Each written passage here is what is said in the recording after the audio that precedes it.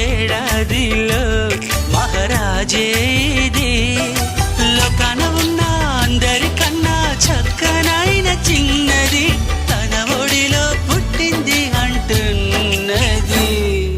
మేఘాల పల్లకిలోనా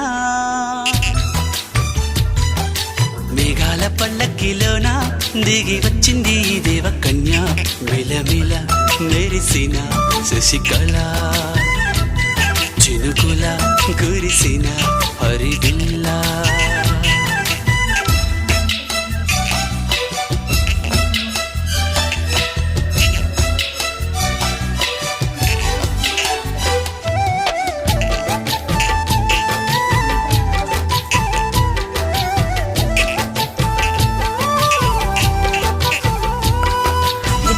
పుట్టాడు